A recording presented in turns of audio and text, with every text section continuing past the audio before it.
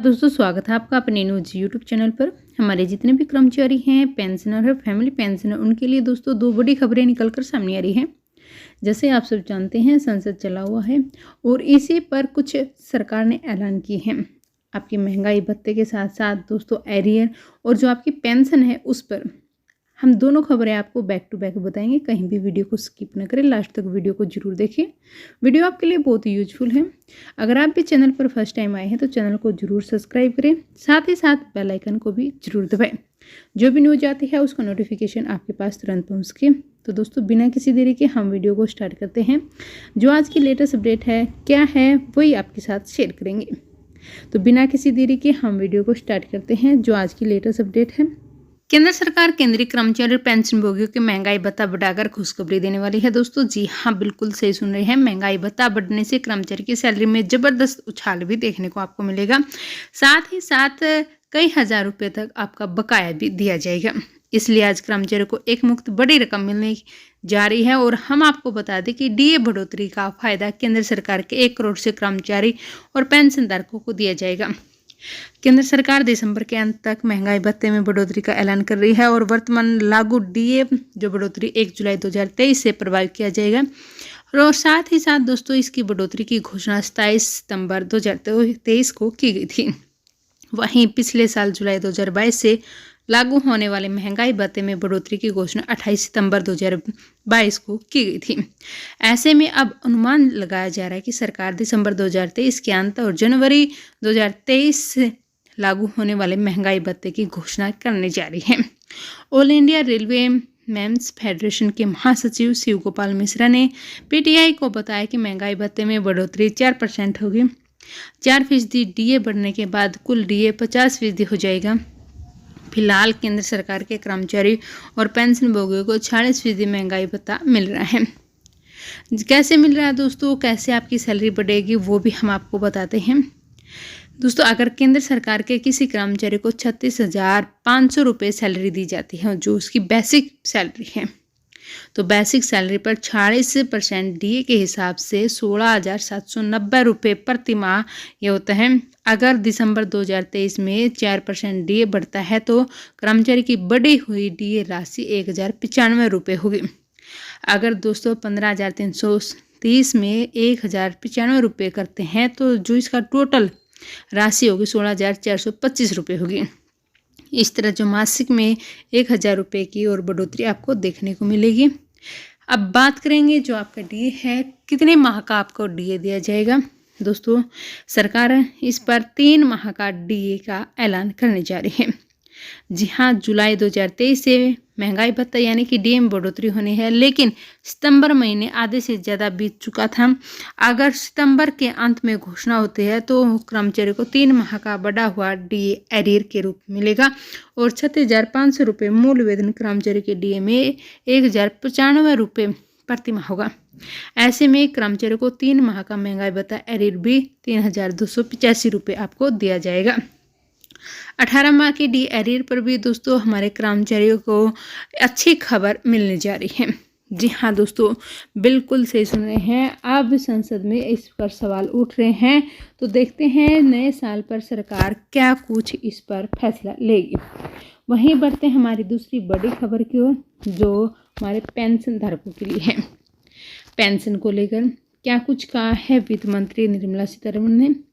दोस्तों हम बात कर रहे हैं न्यू पेंशन स्कीम और ओल्ड पेंशन स्कीम की एनपीएस में जो बड़ा बदलाव किया जा रहा है। कर्मचारी को अंतिम वेतन का 40 से 50% जो आपको पेंशन दी जा रही है उस पर बड़ी अपडेट है। लगातार सरकारी कर्मचारी पेंशन योजना लागू करने की जो मांग कर रहे हैं, लगातार धरना प्रदर्शन कर रहे हैं। अभी तक सिर्फ 5 राज्यों में सरकारी कर्मचारियों को पुरानी पेंशन योजना का लाभ मिल रहा है। पिछले दिनों से केंद्र सरकार की ओर से संसद में जो साफ साफ कहा गया था पेंशन को लेकर, तो दोस्तों क्या कुछ बात चल रही है, क्या हमारे कर्मचारियों को उनका हक दिया जाएगा। ओल्ड पेंशन स्कीम को लेकर केंद्र सरकार नेशनल पेंशन सिस्टम यानी कि एनपीएस में अहम बदलाव करने जा रही है।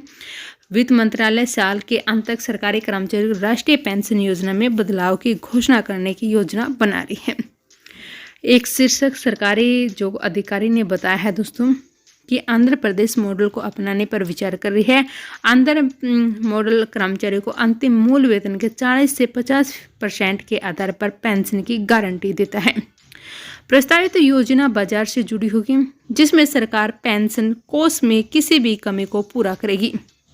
कर्मचारी पहले की तरह योगदान देते रहेंगे, जबकि सरकार का योगदान बढ़ेगा।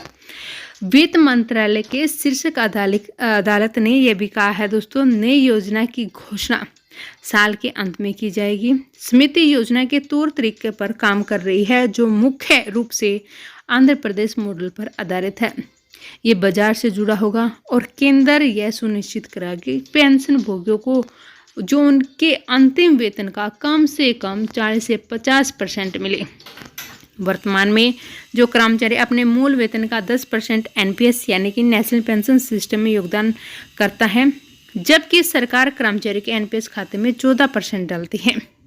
हालांकि ये स्पष्ट नहीं है कि नई योजना आंध्र योजना की तरह महंगाई से जुड़ी होगी या फिर नहीं। बस दोस्तों, उम्मीद है कि वित्त सचिव की अध्यक्षता वाली समिति अपनी आगामी बैठक में इस पर और थोड़ी गौर से चर्चा करे। सूत्रों के हवाले से खबर निकलकर सामने आ रही है, चुनाव से पहले मतदाताओं को आकर्षित करने के लिए राष्ट्रीय पेंशन प्रणाली में संशोधन करने और पुराने पेंशन प्रणाली के समान एक योजना शुरू करने के लिए भाजपा शासित राज्यों पर दबाव है। 5 राज्यों में कर्मचारियों को पुराने पेंशन प्रणाली का लाभ मिल रहा है। आंध्र की प्रदेश योजना के तहत पेंशन भोगियों का महंगाई भत्ता यानी कि आपका जो डीए है उसके साथ उनके अंतिम मूल वेतन का 50% मिलता है, जो महंगाई से जुड़ा हुआ है। राष्ट्रीय पेंशन प्रणाली के नियामक पेंशन फंड नियामक और विकास प्राधिकरण यानी कि PFRDA के पास उपलब्ध आंकड़ों के अनुसार राष्ट्रीय पेंशन योजना के प्रबंध के तहत 9 लाख करोड़ रुपए की संपत्ति में राज्य और केंद्र सरकार के कर्मचारी की हिस्सेदारी 79% है और 31 मार्च 2023 तक एनपीएस के तहत विभिन्न योजनाओं के तहत ग्राहकों की संख्या 6.3 करोड़ थी। कुल ग्राहकों में से राज्य सरकार के कर्मचारी को 60 लाख थे, जबकि केंद्र सरकार के 23.5 लाख कर्मचारी थे। 8वां वेतन आयोग को लेकर भी सरकार का क्या कुछ मूड है, थोड़ी सी इस पर भी जिक्र करते हैं। केंद्र सरकार की ओर से दोस्तों कर्मचारी की ओर जो 8वां वेतन आयोग मांग कर रहे हैं, लेकिन सरकार ने अभी तक अपना जो रुख है वो स्पष्ट नहीं किया गया है। लेकिन सरकारी कर्मचारियों को थोड़ा धैर्य रखना होगा, क्योंकि 8वां वेतन आयोग को लेकर सरकार अभी भी कुछ नहीं कहेगी। दरअसल उनकी प्लानिंग भी अभी आने वाले समय में है। दोस्तों, जैसा कि चुनाव आने जा रहा है और चुनाव को देखते हुए सरकार चुपचाप बैठी हुई है। अभी 8वां वेतन आयोग के जो सारे रास्ते बंद नहीं हुए हैं। ये भी चर्चा चली हुई है कि साल 2024 के आम चुनाव के बाद सरकार इसे अमली जामा भी पहना सकती है। मतलब ये कि नए वेतन आयोग का गठन संभव है। सैलरी में इजाफा डीए जो आपका महंगाई भत्ते के साथ होता है, लेकिन सैलरी रिवीजन 8वां वेतन आयोग के वक्त होती है। साल 2024 में 8वां वेतन आयोग में होने वाला इजाफा काफ़ी बड़ा होगा। कब से लागू होगा नया स्ट्रक्चर? तो दोस्तों 8वां वेतन आयोग का गठन अगर साल 2024 के आखिरी तक होता है तो अगले 2 साल में इसमें इजाफा होगा और 2 साल में इसे लागू करना होगा।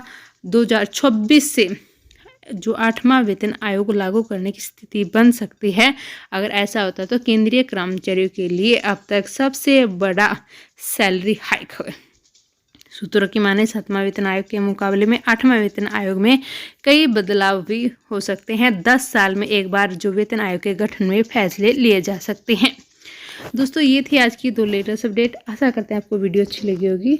वीडियो को लाइक जरूर करें, सब्सक्राइब करें। धन्यवाद दोस्तों। जय हिंद, जय जवान, जय किसान।